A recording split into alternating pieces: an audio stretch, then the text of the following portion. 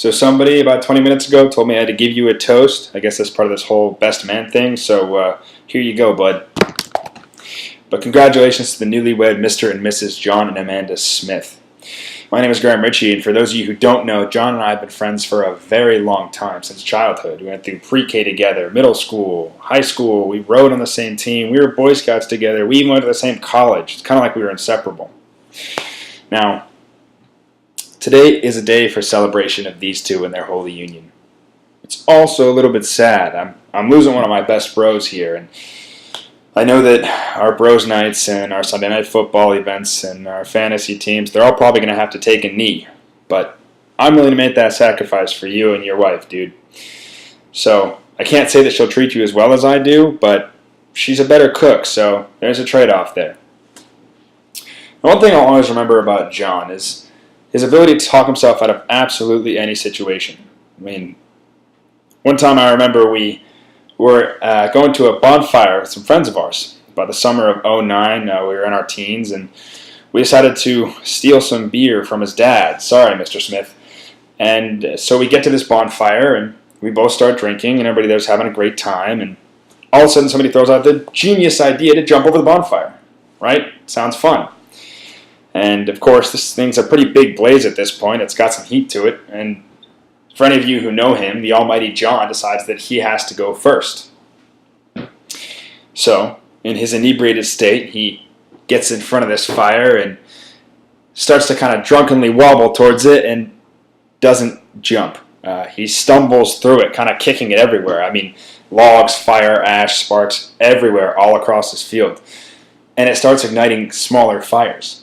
Now, of course, I'm sure one of the neighbors saw this, and they called the fire department, who came, which means the cops showed up, so everybody else bolted. They were out of there as fast as they could. Now, John and I both were raised respectably, and so we decided that we started this, so we might as well stand there and wait to see what happens. That's the thing about John, is he's got a lot of honor. He never backs down from a fight, and he always admits to his mistakes and his wrongdoings. So next thing you know, we're standing across from this big burly sheriff who's asking us all sorts of questions, and I'm letting John do most of the talking because I'm not very good with words, and I was scared out of my mind.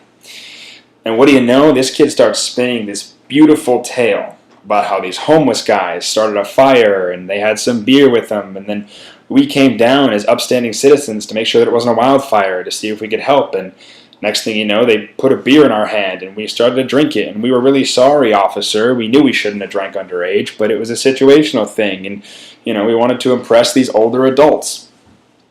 And then he talks about how one of the hobos went crazy over some argument and started kicking the fire everywhere, and it went everywhere. And then they ran away, and we decided to stay because we wanted to make sure that it didn't get out of hand.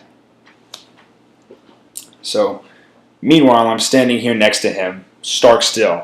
I'm trying not to open my mouth. I'm nodding profusely with his story going along, and Johnny's gesticulating, and the homeless people, and they started kicking the fire everywhere, and the cop bought it. Believe it or not, he ate every word of John's story and let us go, scot-free. Now, John has never been someone to lie. And I've never known him to lie after this one particular event, where I'd say he stretched the truth. Even in college, when his professors gave him assignments that he forgot about, he didn't lie to him. He fessed up and took responsibility for his actions, and I respect the heck out of the guy for it. So, Amanda, you found a good one. Now, I remember when John and Amanda first met. It was like a lock fitting into a key. I mean, all of his friends we knew immediately. It took him a lot longer, but we figured out that those two were going to be together for a very long time.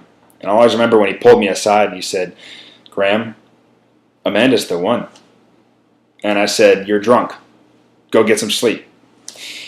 And everybody laughed, and it kind of ended, but then the next day he came back and he said, "No, dude, really, she's the one."